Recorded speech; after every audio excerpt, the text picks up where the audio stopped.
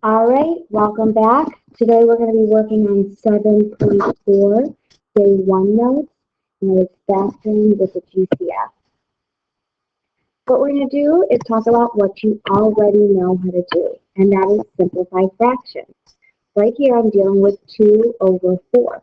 You can simplify this because both the numerator and denominator can be divided by 2.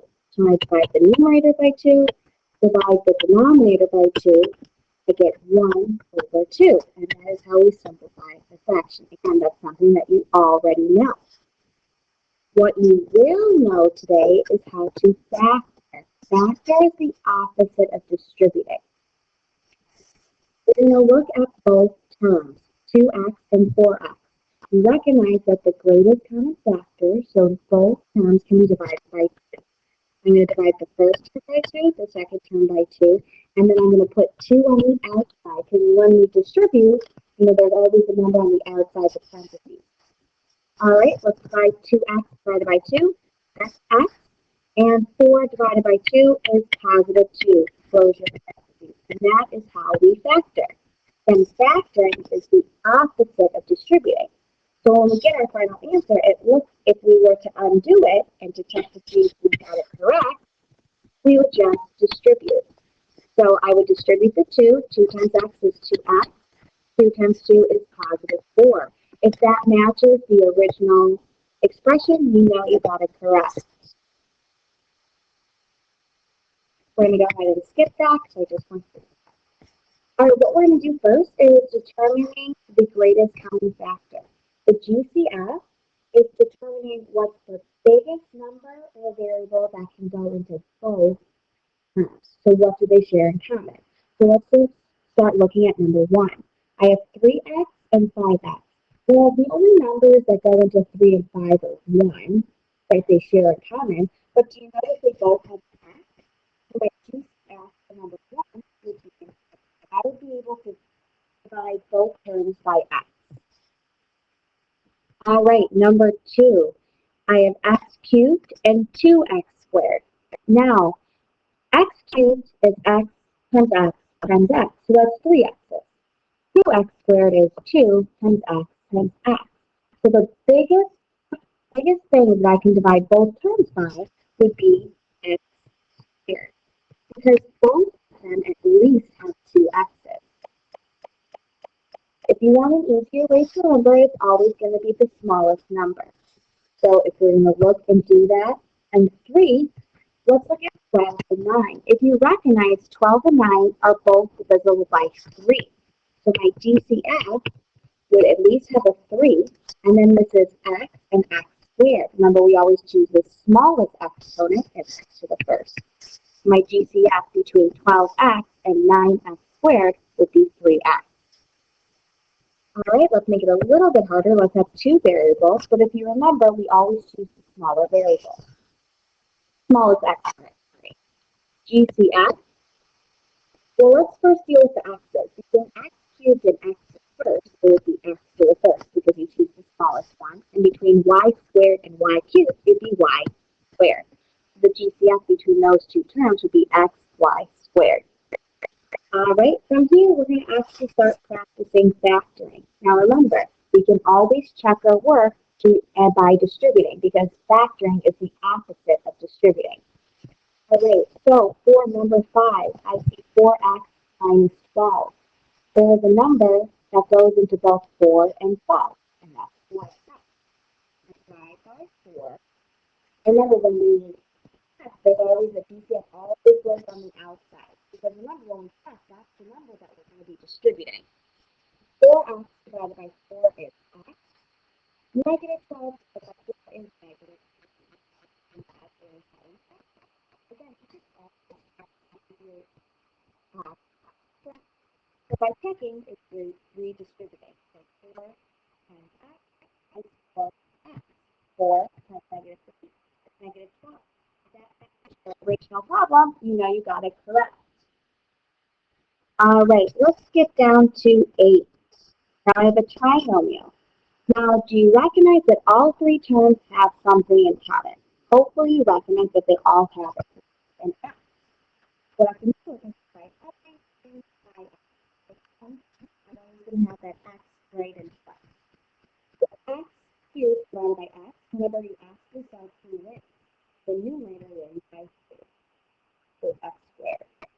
Negative 6x squared divided by x, the numerator wins by 1. So it's negative 6x squared first, but again, we don't write the first. And lastly, there's a tie with 7, and so I just dropped on the plus 7. Again, feel free to recheck your work by the student. Go ahead and just one more time so we can listen to it. Pi times x squared, and since we're multiplying, we have to add the exponents, so that's x cubed. X times negative 6x, that's negative 6x squared, and lastly x times 7, again, that matches what we originally had, so you know you got it correct. All right, let's go to number 9. The first thing I'm going to do is I'm going to look at all my coefficients. Remember, that's the number in front of the variable. And if you recognize, all of them are divisible by 2. So I know that these GCF is going to be a 2. But they also share something else. They also share an x. Remember, you always use the smallest exponent. So between x squared x is the GCF. Twice the x is 2x. So x is going to be 10. Now we're going to 3 divided by 2 is nothing. X cubed divided by x, our numerator is x squared. Minus 6 divided by 2 is 3. X squared divided by x is the numerator wins by 1. And lastly, 10x divided by 2x is the x is 20. And I just set on the positive side. All right, let's go ahead and jump back to number 6. If you recognize the first term is negative, the way I always explain it is follow the leader. Meaning, if the leader, the first term is negative, your GCF will also be negative. Okay? So since my first term is negative, I'm going to divide by a negative number. And what is that negative number? Well, you can recognize that both sometimes divisible by 2. Okay? And again, whatever you divide the first term, you have to divide the second. And again, we choose the smallest exponent between x and would be x to the first. I bring down my GCF. That's the biggest mistake normally. People always forget to bring down the GCF. Okay? And hopefully if you're checking your work, you realize you don't get the correct answer if you don't bring down that GCF. Negative 6 divided by negative 2 is positive 3. X divided by x is x squared. 10 divided by negative 2 is negative 5, and this is 5 to the answer. All right, let's jump to 7. First off, you should recognize that 3 and 6, the biggest number that goes into both 3 and 6 are 3. That's 3, sorry. Then you choose the smallest of the exponents between x squared and x, it'd be x to the first. I bring down 3x, parentheses, now I'm going to divide. 3 divided by 3 is 1. X squared divided by x, and the numerator wins by 1, which is 7x. Negative 6 divided by 3 is negative 2. There's a tie with the x's. All right, and last problem is number 10. It looks complicated, but don't worry, it's just keep following the same steps. All right, so I look at 3, 9, and 27. Hopefully you recognize that 3 can go into all 3 terms. This is the biggest number that can go into 3. Now, let's look at A. I have A to the first, A to the first, and if you recognize, the second term doesn't have an A. So you actually can't divide every term by A because the third, 27B, doesn't have an A to give away. So actually, A would not be part of my GCF. Here I have B squared, B to the first, B to the first. Since all 3 of them have a B, I choose the smallest exponent. I'm going to put 3B out in front. 3 divided by 3 is 1. There's still an A left. B squared divided by B is B. Second term, negative 9 divided by 3 is negative 3. I still have an A, but B's is a tie, and I still have a C. plus 27 divided by 3 is 9, and there's a tie with the b's.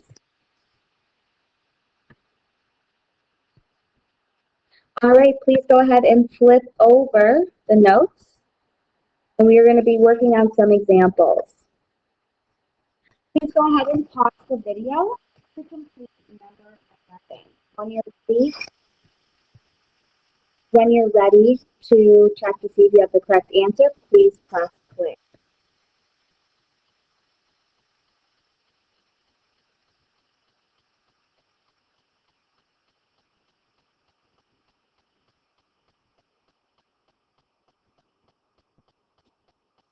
All right, let's check to see if you have the right answer. The correct answer by factoring by the GCF is 15, parentheses, 1 plus 2y.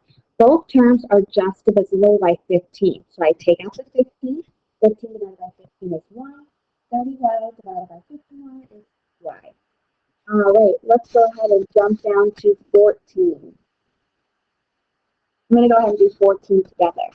All right, so first I'm going to look at 60 and 4. Think to yourself, what is the biggest number that can be both divided by 16 and 4? 4. 4 can be divided in both terms. Okay, so that's pretty easy. Pick the exponent that's the smallest between x squared and x squared. And bring out 4x out of front. Yes, you need to make sure you bring out 4x. Every time you take out a GCF, that must go out in front. 16 divided by 4 is 4. X squared divided by x is by 1. Plus 4 divided by 4 is 1. There's a times 3x added. My next question is 4x times the parentheses 4x plus 1. Please go ahead and pause your video and complete number 15. When you are ready to check to see if you have the right answer, you can go ahead and distribute the check, as well as press play to see my answer.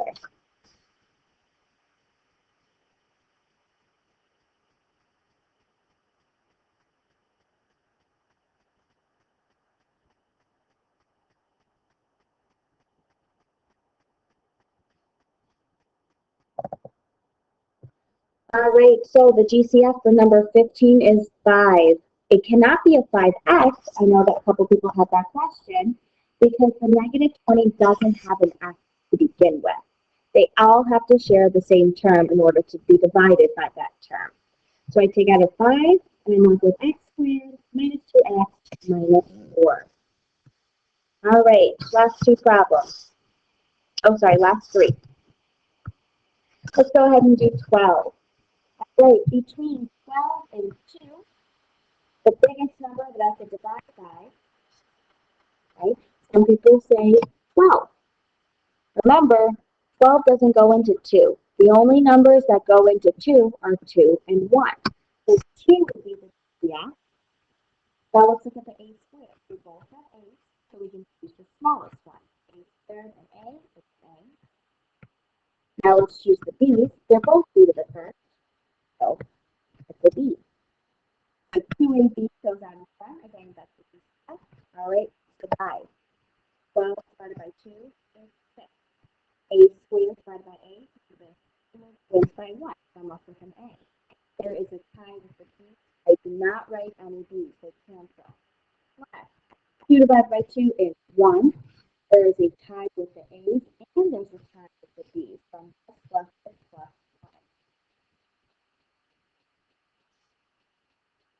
1. All right, let's go ahead and do number 13. Remember what I said about following the leader? For my leader, my first term is negative. So if it's negative, the first thing you're going to do is divide by a negative GCF. Follow the leader. Since the leader over here is positive terms, I divided by a number. All right, so the GCF between negative 8 and negative 56, you can recognize that 8 goes into both. And that is all because 56 doesn't have a z to give away. I'm going to put negative 8 out in front. Negative 8z squared divided by negative 8 is just z squared. And then careful, negative 56 divided by negative 8. Negative divided by negative is a positive 7.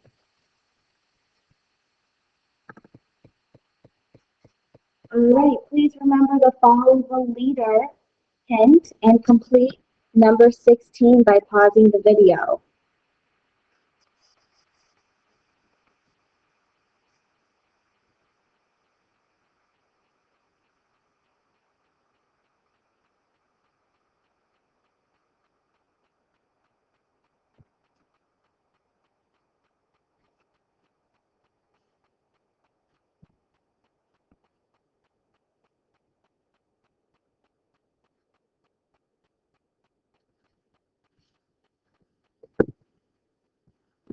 All right, number 16, I divided everything by a negative 3x because I followed the leader.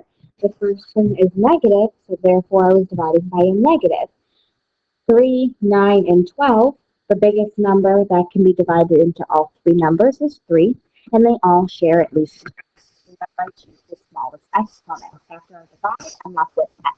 Negative 3x times, so the quantity, x minus 3x squared plus 4. All right, so we got some challenge questions to come up. Let's try 17 together. All right, so these less complicated, but let's start with this for television. The biggest number that goes into 32 and 16. Some of you say 4. 4, you're totally right. 4 does go into both 32 and 16, but it's not. It's larger. 16 times 2 is 32. 16 is the one. All right, we put by A, I choose 4, and A squared. Always choose smaller one. A squared. And between B squared and B squared, smaller first. So my GCF is 16 A squared B plus B. All right, let's use our properties of our axes for the y. 32 divided by 16 plus 2. A to the 4th divided by A squared. Remember, we asked ourselves the roots. The numerator has more A's and more A's to expect. A squared divided by B is just B. Plus, 16 divided by 16 is 1. A squared divided by A squared, that's 5, and B divided by B is 5. So is the parentheses, and that is my answer. All right, I'm going to complete one more for you, and then there'll be one last one on your own. Number 18. Recognize this is 48 and 6. The biggest number that can go into both of them is 6. Let's look at the ends. Between m to the 8 and m to the 7, we choose the smallest one, the 7. Between n cubed and n, again, the n, because it has a smaller exponent. Please do not forget to put 6 n to the 7 and n. That is our GCF. Now let's go ahead and divide. 48 divided by 6 is 8. N to the 8, so that's 6 9 cubed divided by n, and you get it with 6 minus 6 divided by 6 is 1. Again, we have a twice the n, and it's kind of and that is our final answer. Again, anytime we are factoring, we can always check our work by redistributing. All right, last question. Please pause the video to complete number 19. When you are ready, please press play to check your answer.